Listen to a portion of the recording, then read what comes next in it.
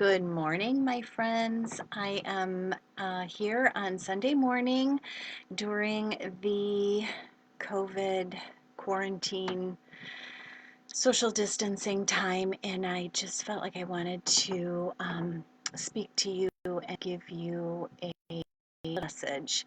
This morning, I was listening to my favorite, Brene Brown. She just started her new podcast on Friday. It's called Unlocking Us.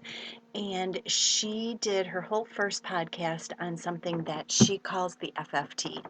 And I thought it was so incredibly well done that I wanted to paraphrase it and share it with you. And I will give you a link in the comments below so that you can go ahead and listen to it yourselves. She talks about FFTs, and FFT stands for freaking first time.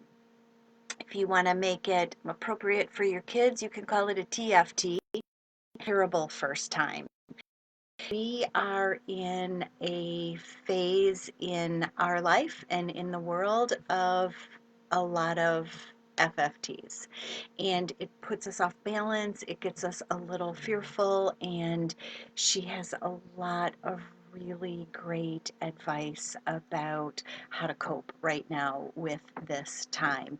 With social distancing, my friend Pam was the first one who called it physical distancing.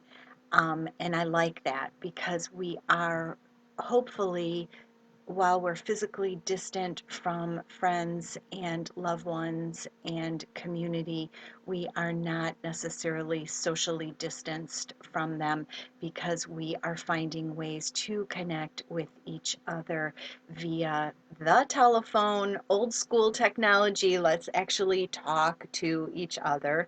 And then, if you're like us in our family, we're taking full advantage of Zoom communication. We had a cocktail party with our kids on Friday night via Zoom, and it was so lovely to be able to see their faces and connect with them and have a few chuckles and get a little serious and talk about some of the issues going on. But using things like FaceTime and Zoom to actually be able to see one another is absolutely huge right now. Hi, everybody who's joining in live.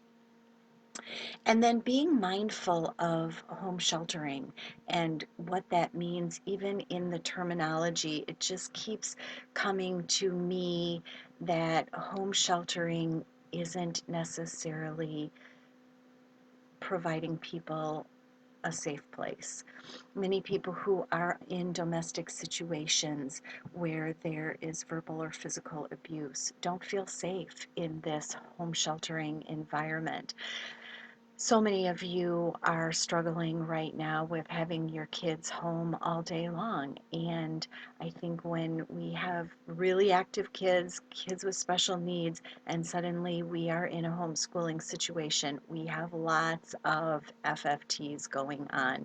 So those of you who are joining when I say FFT, if you didn't see it from the beginning, FFT stands for a freaking first time, or you could call it a TF, a terrible first time. So I am paraphrasing Brene Brown's podcast this morning that I listened to on Unlocking Us, her brand new podcast. And she said, when we're facing the first time with something, there's 3 steps to do to make it be so helpful. 1 is to normalize it, 2 is to put it in perspective, and 3 is to reality check your expectations. So it's hard because we're trying to be normal in what is a time when nothing is normal. So to normalize, we don't know how to do this, but it's okay for now. We don't know what to tell our kids, so what we do is we be fair and we model vulnerability and we model uncertainty with really open conversations about how we are feeling and how it is affecting us so that they feel safe in expressing how they're feeling and what uncertainty looks like to them. So I think it's an opportunity to open up channels of really honest, vulnerable communication. Um, as I mentioned before, practice social distancing uh, through physical distancing, but socially connected. Have check-ins with people in your life. Go through your list of who you know and who may be experiencing this home shelter alone, and do check-ins with them. Even if those check-ins are a way to say, tell me one word that you feel today, or how's today going, or how can I connect with you today. Yesterday, I spent some time in the morning. My son-in-law, I make an herbal immune supportive tincture that takes 6 weeks to brew, and my son-in-law has a head cold, and while we were having our cocktail party on Friday night, he said that he was at the end of his tincture batch that I had given him previously, and it prompted me. I got all my herbs out yesterday morning, and I made a batch of herbal tincture and got that in the cabinet. It needs to be shaken for 2 weeks and then brew for 4 additional weeks, so it won't be ready for 6 weeks, but it's on its way. And then while I had it all out, I decided to make a calming herbal tea blend. And I packaged up 6 little containers of my herbal tea blend. And I looked in my cabinet and I had some dark chocolate covered cherries. So I put those in little Ziploc bags and called dark chocolate cherries, and I just dropped those off at 6 friends' homes and just did a ding dong ditch. Just dropped it at the door, ran to my car, sent a text, and said, there's something at your door. So it's an idea. Look around, see what you have, write a note, and ding dong ditch it to neighbors who might be alone or friends who are struggling.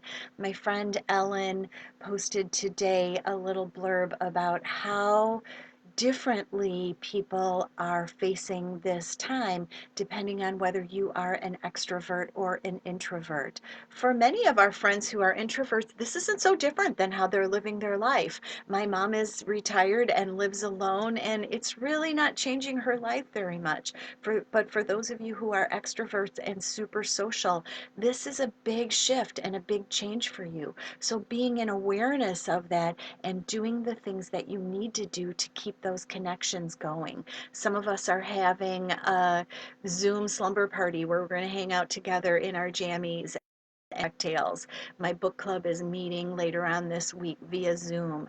I'm having lunch on Monday with all of my coworkers via Zoom, because we, as a collective group at the dental office, are at the highest risk for this transmission of COVID, because it's transmitted via salivary droplets. And in dentistry, guess what? We're close to people and saliva is flying. So we're not sure when our dental office is going to open again. And I know morale was really low. And so I said, you guys, let's just have lunch together. Let's just have a little Zoom lunch meeting and connect. So check in with people and connect.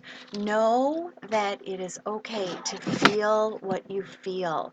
Feeling what we identifying it and admitting to it puts us in a place